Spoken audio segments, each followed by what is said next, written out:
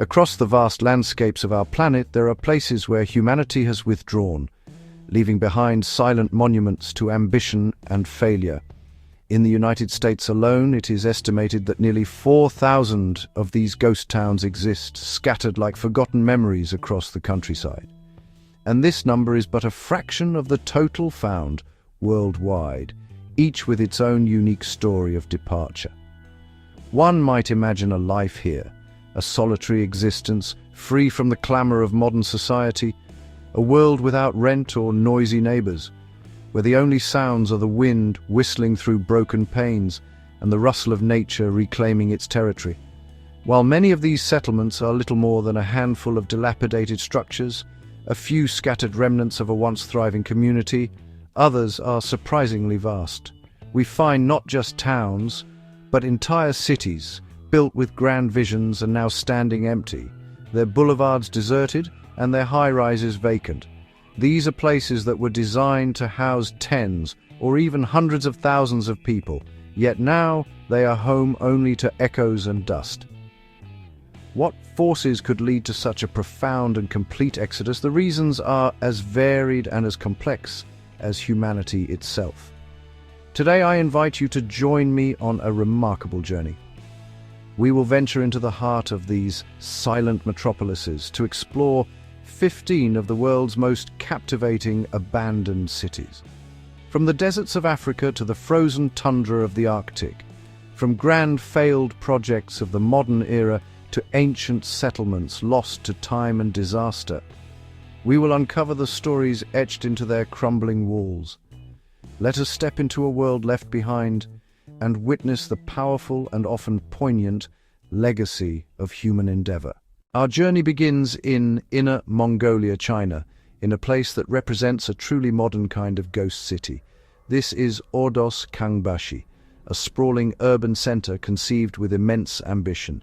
The plans were staggering, a metropolis designed to be the proud home for over 1 million people, complete with futuristic architecture, vast public squares, state-of-the-art stadiums, and endless rows of residential towers.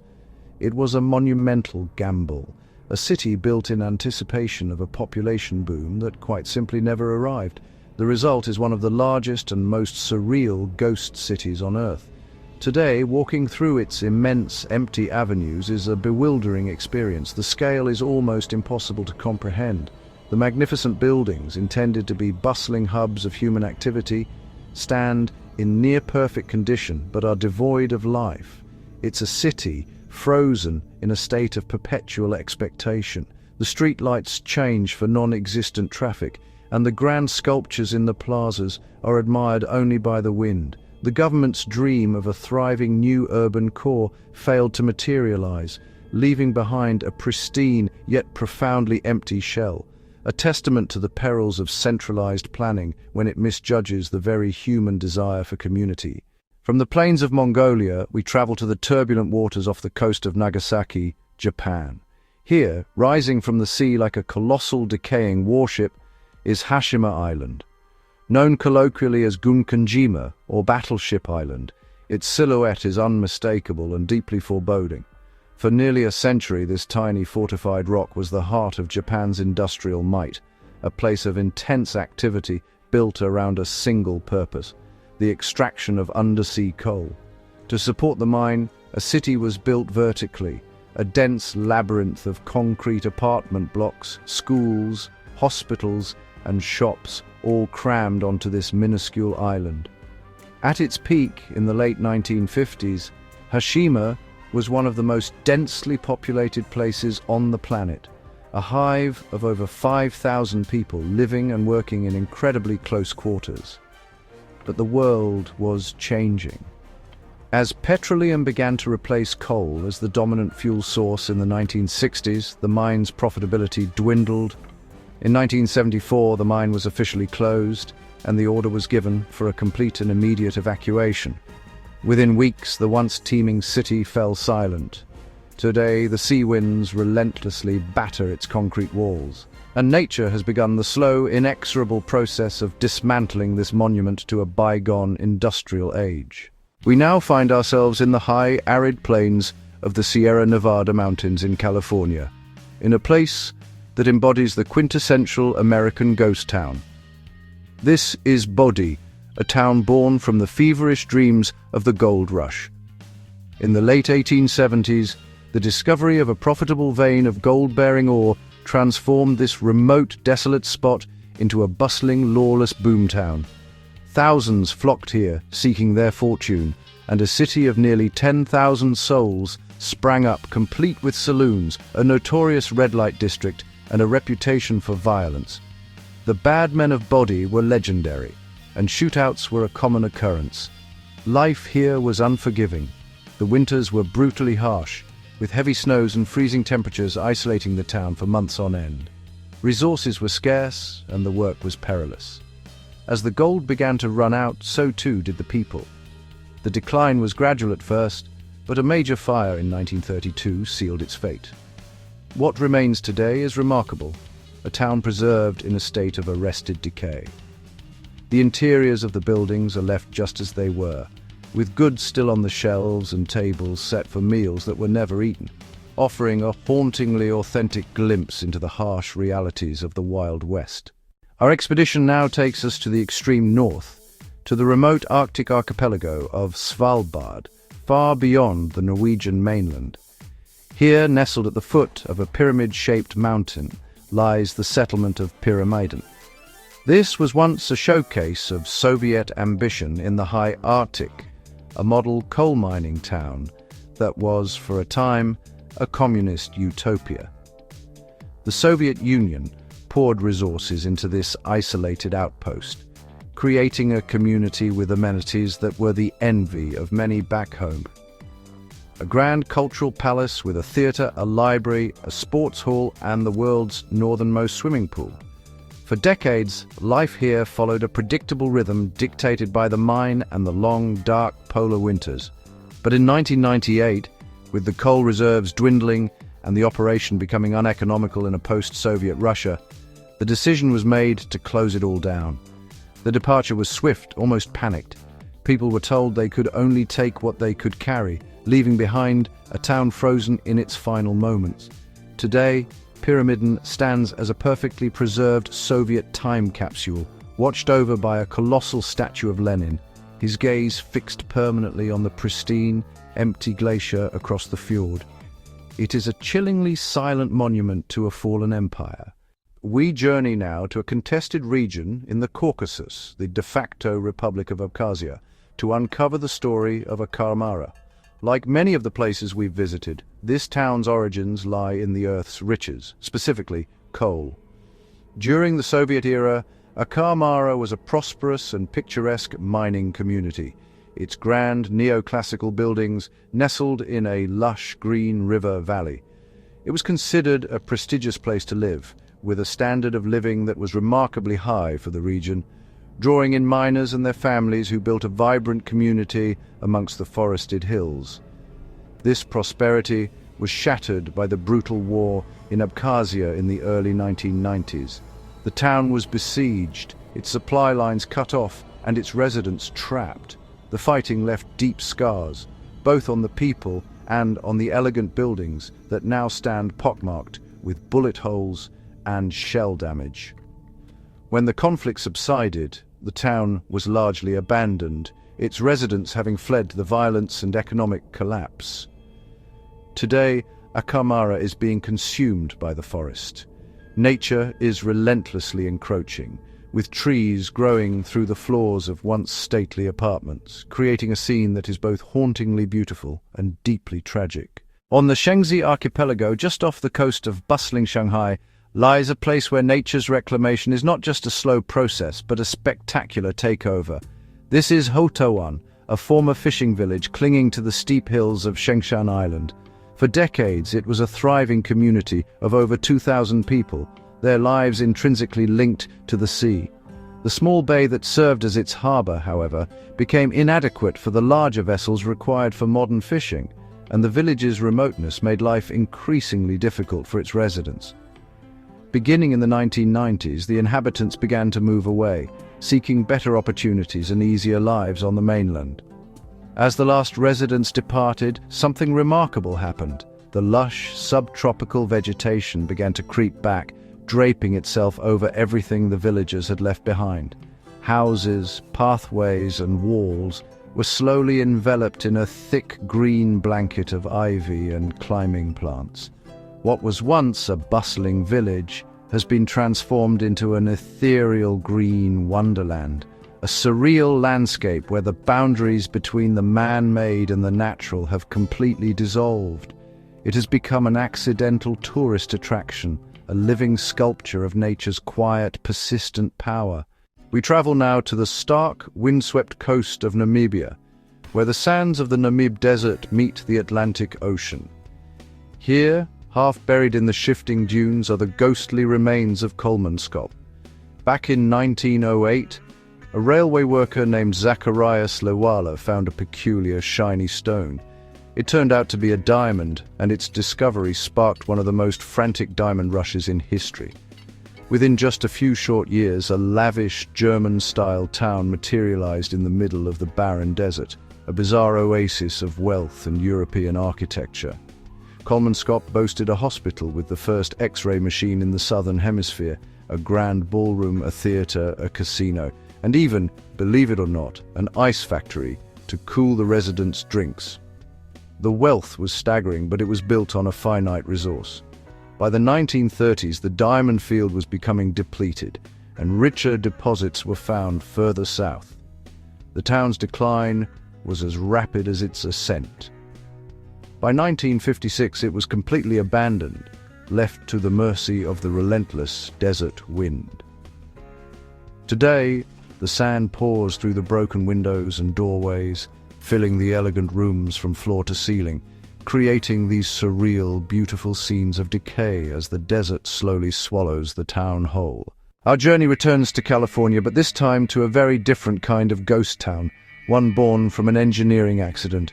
This is Bombay Beach, on the shores of the Salton Sea.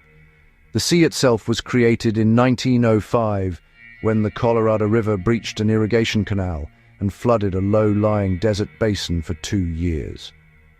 In the 1950s and 60s, developers saw an opportunity.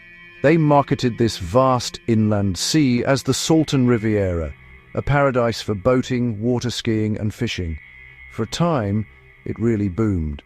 Bombay Beach became a popular resort town, attracting celebrities and vacationers to its sunny shores. But the dream was built on a foundation of ecological instability. With no outlet, the sea grew increasingly saline through evaporation. Agricultural runoff, loaded with pesticides and fertilizers, poured into the water, triggering massive algal blooms and die-offs of fish and birds. The shoreline became littered with rotting carcasses, and the smell was, honestly, unbearable. The tourists fled, property values plummeted, and the town was all but abandoned. Today, Bombay Beach is a surreal, post-apocalyptic landscape of rusted-out cars, decaying trailers, and strange art installations, its shores lined not with sand, but with the crushed bones of millions of fish. We now arrive at a place whose name is, well, pretty much synonymous with disaster, Pripyat in northern Ukraine. This was not a town that just grew up on its own. It was a Soviet atom grad, a city meticulously planned and built in 1970 to serve the nearby Chernobyl nuclear power plant. For its time, it was a model of Soviet urban planning, a city of the future for the plant's workers and their families.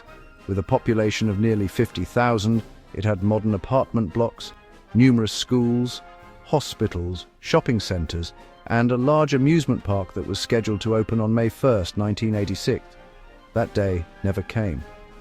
On April 26, 1986, the catastrophic explosion of Reactor 4 at the power plant changed everything. The following afternoon, a fleet of buses arrived, and the entire city was evacuated in a matter of hours.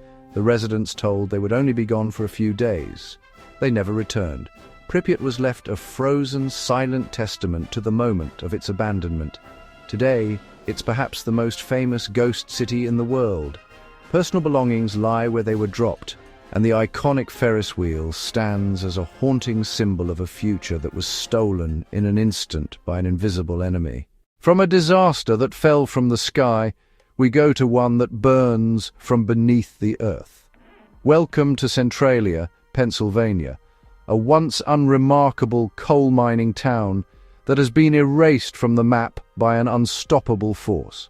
The story begins in 1962, when a fire, allegedly started during a routine burning of trash in an abandoned mine pit, ignited an anthracite coal seam running beneath the town. Despite initial efforts to extinguish it, the fire spread throughout the labyrinth of old mine tunnels, creating a subterranean inferno that continues to burn to this very day. For years, the residents lived with the bizarre and dangerous consequences. Smoke and toxic gases seeped from cracks in the ground, roads buckled and collapsed, and the earth became warm to the touch. The true danger was realized in 1981 when a 12-year-old boy nearly died after a sinkhole suddenly opened beneath him in his backyard. This prompted a federal government buyout and the relocation of almost all of Centralia's residents. Today, only a handful of people remain. The streets are overgrown, most buildings have been demolished, and plumes of steam still rise from the scarred earth, a stark warning of the fire that rages silently and ceaselessly just below the surface. We travel now to the sun-baked landscape of southern Italy, to a site of breathtaking yet tragic beauty. Perched dramatically atop a steep hill, the medieval town of Creco commands the surrounding countryside. Its history is ancient, stretching back to the 8th century. For over a millennium, people lived here, their stone houses clinging precariously to the hillside, centered around a Norman tower and a mother church. They farmed the surrounding wheat fields and navigated the labyrinth of steep, cobbled alleyways that defined their vertical world. But the very ground upon which Creco was built would prove to be its undoing. The hill is composed of unstable clays and sands, making it highly susceptible to landslides. A series of earth-shattering slides, particularly a major one in 1963, rendered the town dangerously unstable. The population was forced to evacuate, relocated to a new town, Cracco Peschiera, in the valley below. The old town was left to crumble, a magnificent empty shell exposed to the elements. Its stark, dramatic beauty has not gone unnoticed. It has become a popular filming location, its silent streets providing a perfect backdrop for tales of ancient times. Our journey takes us to the island of Cyprus, and to a ghost town of a very different nature, one that is not ruined by time, but frozen by conflict. This is Varosha, a southern quarter of the city of Famagusta. In the early 1970s, Varosha was one of the most glamorous and popular tourist destinations in the Mediterranean. Its beautiful sandy beaches were lined with modern, luxurious high-rise hotels, and its streets were filled with high-end boutiques, restaurants, and nightclubs. It was a playground for the rich and famous, attracting celebrities like Elizabeth Taylor and Brigitte Bardot. This glittering world came to an abrupt end in July 1974 with the Turkish invasion of Cyprus. As Turkish troops advanced on Famagusta, the entire population of Varosha, primarily Greek Cypriots, fled for their lives, expecting to return within days. Instead, the Turkish military fenced off the entire district, and it has remained sealed and under their control ever since, a silent, forbidden zone. For decades, it has been a political bargaining chip, untouched and uninhabited. Through the wire fences, one can see a city frozen in 1974.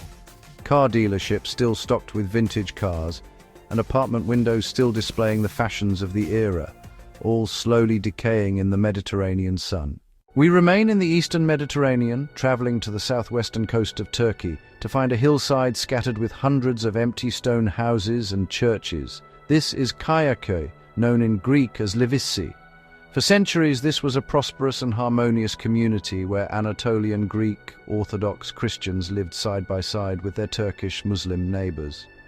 It was a bustling town of several thousand people, its life centered around its two large churches and the numerous chapels that dotted the hillside. This peaceful coexistence was shattered in the aftermath of the Greco-Turkish War. In 1923, a compulsory population exchange was agreed upon between Greece and Turkey, a political decision designed to create ethnically homogeneous nations. The entire Greek Christian population of Kayakoi was uprooted and forced to emigrate to Greece. The Muslim farmers who were moved here from Greece found the hillside location unsuited to their agricultural needs and soon abandoned it for the plains below. The town was left empty, its sturdy stone houses and churches left to the wind. It stands today as a powerful and poignant memorial to forced migration and the loss of community. Our travels now take us to South America, to the heart of the Atacama Desert in northern Chile, one of the driest places on Earth. Here, amidst the barren, dusty plains, lie the extensive ruins of the Humberstone and Santa Laura saltpeter works. In the late 19th and early 20th centuries, this region was the world's only source of sodium nitrate, or saltpeter, a vital component for fertilizers and explosives. This resource fueled a massive industrial boom, and company towns like Humberston sprang up to house the thousands of workers who toiled in the mines and processing plants under grueling conditions. These towns were self-contained communities, with company-provided housing, a marketplace, a theatre, a church, and even a swimming pool, all built to support the relentless industrial operation. The workers, drawn from Chile, Peru, and Bolivia, forged a unique culture in this harsh environment. However, the invention of synthetic nitrate in Germany during World War I signaled the beginning of the end. The industry gradually collapsed, and by 1960, the works were closed and the towns completely abandoned. Today, the dry desert air has preserved the rusting industrial machinery and decaying buildings, creating a vast open-air museum and a UNESCO World Heritage Site. Our final destination is a place of profound desolation, a city not just abandoned but systematically erased. This is Agdam in Azerbaijan. Before the Nagorno-Karabakh War, Agdam was a thriving city of some 40,000 people, known for its wine, its butter, and its beautiful mosque. It was a vibrant regional center with a rich cultural life. But when war broke out in the late 1980s and early 1990s, the city found itself on the front line of a bitter and destructive conflict between Armenian and Azerbaijani forces. In 1993, the city was captured by Armenian forces. After its capture, it was not occupied, but systematically dismantled and destroyed over the following years, allegedly to prevent its recapture by Azerbaijan. The buildings were looted for materials and then shelled into rubble, leaving behind a sprawling, apocalyptic ruin. For nearly 3 decades, it stood as a no-man's land, a vast and ghostly landscape of debris, often referred to as the Hiroshima of the Caucasus. The only structure left largely intact was the city's mosque. Following the 2020 war, Azerbaijan regained control and now faces the monumental task of clearing the mines and rubble from a city that exists only as a memory. Our journey through these 15 silent cities has taken us across the globe and through the many chapters of human history. We have witnessed the grand folly of Ordos Kangbashi, a city built for a future that never came, and stood in the radioactive silence of Pripyat, a city whose future was stolen in a flash. From the sand-filled rooms of Kolmanskop to the vine-choked houses of Hutuwan, we have seen how nature, with its patient and inexorable power, will always return to reclaim what we leave behind. These are not merely ruins, they are classrooms of history and powerful cautionary tales. Each deserted street and empty building tells a story. They speak of economic collapse, of environmental disaster, of the shifting fortunes of war, and of the relentless march of progress that leaves old ways behind. They are monuments to both our greatest ambitions and our most profound failures. The silence that pervades these places is not an empty one. It is filled with the echoes of lives once lived, of laughter in now empty schoolyards, and of industry in now rusting factories. They remind us of the impermanence of our own creations and the fragility of the communities we build. As we leave these haunting landscapes, we carry with us a deeper understanding of the forces that shape our world. These ghost cities are a stark reminder that even our most imposing structures and bustling metropolises are not guaranteed to last forever. They stand as silent, solemn witnesses to the ever-changing story of humanity on this planet. Thank you for joining me on this exploration of a world forsaken, a world that continues to whisper its secrets to those who are willing to listen.